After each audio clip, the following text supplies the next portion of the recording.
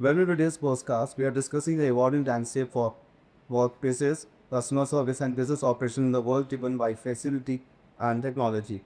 And today we have Rahul Lagat, founder of Singapore, Ashwini Chopra, global CHRO at Warfare, followed by Eugenia Rawashki, head of customer experience at Warfare, and Deniga Kordu, the other of support at Warfare. So, this question is open ended to all. Shared economies have transformed many industries, including the way we think about office spaces. How do you all see shared economy reshaping traditional business models, and what do you think your future holds for this shift? See, when people say shared economies, especially in real estate, people think freelancers and hard desks. But for us, it is about creating smarter environments for serious businesses. We provide managed custom offices for large enterprises, sometimes teams as big as 2,000, 3,000 people. Uh, but the magic lies in the layers around it. The shared cafe in the building, which feels like your own. Uh, you're talking about a shared reception team where everyone knows your name, world-class platforms and support services because we're aggregating scale. Now the client gets to experience the best of the ecosystem because of the large scale, uh, while enjoying the privacy and focus of their own private space. So it's the best of both worlds. Actually, would you like to share? See, since we are a global company, we are on the both side. We are carrying share services also, and then we also work for share services for our company. They know the importance now. We are saying let's the best man do the best job. Rather than that is the domain knowledge. Let's the best man file best the people and then outsource your best cost effective. You can done your job in the timely manner, and then your global reach is very easy. Since it already is. Yeah. So I would see the shared spaces not only talking about physical spaces, but the global landscape where we work has allowed us a lot to expand in countries where we would not normally have reach in to have a team that is organic, also covering all of our needs and, like Ashwini said, cost effective at the same time. We have open markets which normally would not be accessible, so that is definitely a step that we appreciate in being able to take for our business. Well, that's a great insight. Thank you. So, Ashwini, if you could design the perfect workspace for your team, what it would look like, and what are the key features would it have to foster creativity and collaboration? See, for us, since we work in our global states, for every country, first we need to know the geography, culture, and nature. We cannot have one paper and then hire good people who can suggest things for us. And then in our board meeting, we design and then we choose the best, which is cost effective, like I said, timely, and then sustainable model. And then those people can also help us for this year. Grab like that's me insights to that. Yep. So we design a lot of offices being in this business of managed offices.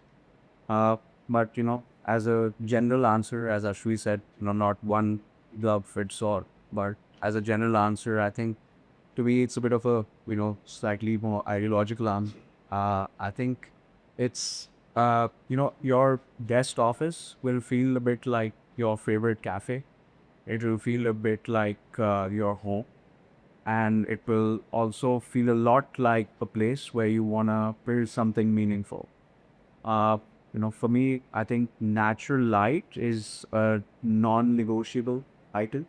It changes everything within an office. Now, add to that, layers of, buzz areas, some quiet zones, and sprinkle that with some textures, greenery, and your favorite coffee. And you got yourself an excellent office. Uh, but beyond design, I feel that a favorite office is about energies. In terms of energies, you don't want to create an office where people have to come to work. You want to create an office where, it fosters creativity, sparks ideas, create collaborative zones where people are talking to each other, having enriching conversation, and also an office which just quietly and the background supports and enables you during your general functions during the day. So that would be my thoughts on that. Well, that's a great insight. Thank you. So, if we had a crystal clear ball and looked 10 years into the future, how do you envision the workplace evolving? Will physical spaces still hold the same significance or will be fully virtual? Dan, what are your views on that? Yes. So I believe that in 10 years from now, the offices will have a higher importance than we have right now. The answer is very simple. Nowadays, we experience AI, we experience technology, and we see that some easy jobs are shifted from people, from human to technology, right? And it's getting harder and harder for us to train people, actually. And in 10 years from now, I believe that with all the technology evolving, we'll need a space where we can actually share the knowledge with employees, train them live, and do the functions on site. Because easy jobs will be done for sure by AI. We even see this now happening. But in 10 years from now, this will be more and more complex. I think you'll agree with me. Ashwini, would you like to add something? Yeah, just to add to that, now, since we are evolving and then now is remote workplace, as is future is now when say hybrid, for the people who are not hybrid within the time, hybrid within geographies. Now with all co-works, WeWork, other brands, but a company like us, we can have multi offices across that. We don't have our own office. We can tie at the admin of the co-working space and would allow our people to work. This is how we are mobile. This is how we carry scale. This is how we can provide infrastructures. This so different requirement. Whether it's going to be eye opener for many. So, I shoot my third question. What's the one tech fit that excites you the most for the future? What's this is? Dan. Well, I think technology which excites me the most about workspaces is any tech which helps a workspace learn. It may sound a bit like a sci-fi answer, but we're already, we've already got occupancy sensors, we've got energy trackers, feedback loops. These are all helping us assess, the how people are actually using the office on a day-to-day basis. We only had one instance where a client decided to change the fit out mid-lease, and the client was able to make that decision because there was tech in place giving client feedback to monitor their occupancy pattern, and that's powerful. We are talking about a workspace which isn't just beautiful on the first day, but gets smarter over time. I'll repeat it again. Yeah. What was one tech trend that excites you for the same, for the future of workspace? So I believe that the office is becoming a little bit of a house for everyone, like a home, a small home, because we spend a lot of time there. And if owners of the offices can bring that feeling of home in the office, maybe with some additional accommodations, maybe with some spaces where people can rest. Many offices are doing the game rooms or cinema rooms or some other rooms where people can actually relax and spend more time. I think that's the good thing, especially the gym and the office. I believe that that's a great idea because people spend a lot of time in front of their computers, and it's great that they can relax and then go back to work and maintain a life balance, be happy, be healthy, and be focused on the work. Okay, well, thank you for your insights.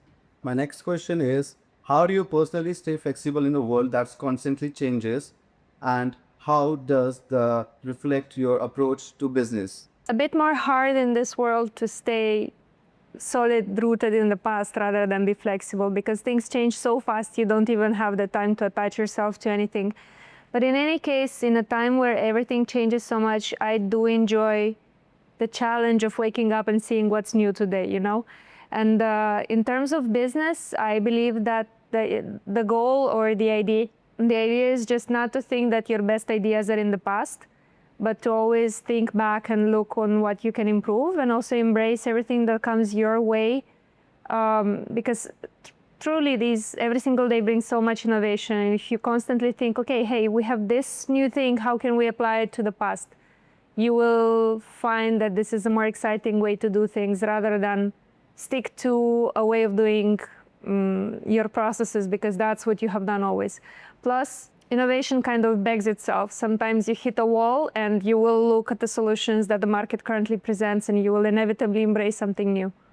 So I do think that it's easier, to swim with the river rather than try and hold on to a rock. Danny, what's your view in this?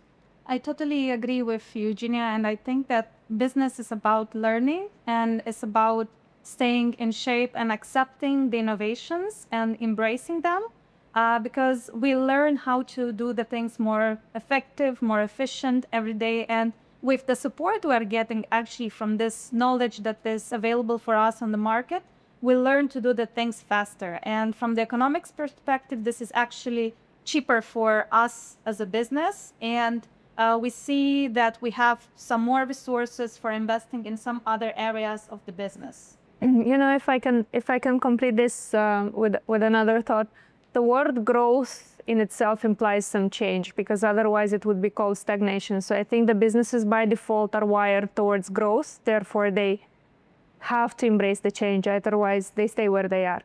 So this is something we try to do here, and we are happy to also see in our new friends that they embrace as well the change as it comes. Finally, if you could give one piece of advice to businesses that are still hesitant about embracing flexible office models, what would it be? The one piece of advice I want to give, first they need to decide between whether they want to be global, whether they want to, within geography, they want to stand up. If the answer is yes, then they need to be flexible, and then they need to work with flexible companies which has their policies. Because right now, what I earlier said, the difference is your time, your quality, and your skill. And co-works or the places, shared places is the answer. We are a global company. We decided way back that we may push at our traditional way of owning our own office, designing, maintaining. Why you want to do that? You don't want to waste our IPs. With technology, with expansion of talent globally, there are remote places. So we want to work with those partners, and we are working with those partners who has global presence, so that I have flexibility to my employees. Like they are choosing their food to eat, they can choose their office. Plus, we are also looking for a partner in future. I was talking to someone that can this office be a global, because if I keep on traveling, so let's say my flight that I should not be restricted to only one brand. This brand should collaborate with each other, so that in one app, if I want to say I'm in Singapore at this place, where is the office nearest to me where I can work? I can have any, because I cannot take a call without any background or any artificial background at my CXO, and then give a feeling to the person, okay, I'm trying. I soon can enter into a meeting. I can take a video call, or let's say a interview basically. So it doesn't look nice. I don't have it right now. So if we are flexible now, in case we want to expand, the answer is yes. We need to work with those companies who are global presence. Yes. Yeah. And that's great. Victoria, we would love to hear from you also on the same. Thank you. Yes, I do think that the location-wise, this is a big advantage, but also we forget not so noticed at the first glance is the customization options, because a team as dynamic as ours grows constantly, or changes purpose, changes shifts, changes location, And having a flexible office for us has always allowed us to meet the needs of the company without us having to invest in a new mortgage, in a new contract, in a new commitment for a long term, which we are not sure. It has freed our hands to try locations, to try shifts, try number of people, different customization as we needed them, when we needed them. Because I personally have had experiences in the past with offices that were tied to a location, and that gave us a lot of headaches with having to deal with whenever we needed to relocate or we needed to downsize, upsize, and so on. So definitely flexible offices are a huge advantage for a company that is dynamic, that is looking to grow, or that is seeking to embrace that change that we were speaking about. So if I was to give an advice, was to think about the possibilities that your company could have and not just where your company is right now. Rahul, as you are in the providing co-working What are your views on that? I think, as I was saying, somebody's got it right now, that people often mix up flexibility with instability, and that's something which people need to watch out for, because we are providing long-term customized office solutions to people, but taking the headache off their plates. It's like having your favorite car, but somebody delivers it to you with the accessories, takes care of the fuel, the insurance, the late night flat tires, and you enjoy the journey. The rest of it is ours. You get to enjoy, to focus on your core business, to focus on your growth, your strategy, your key talent, and we get to be what we're good at. So I think this is something which companies can do to enjoy their focus and their growth. While, as the topic is so apt on share economies, leave people who good at something to their job, so that you can do your job better. Well, here let's wrap up our podcast. Thank you for joining us. We hope you have found this episode insightful and engaged. Thank you. Thank you. Thank you.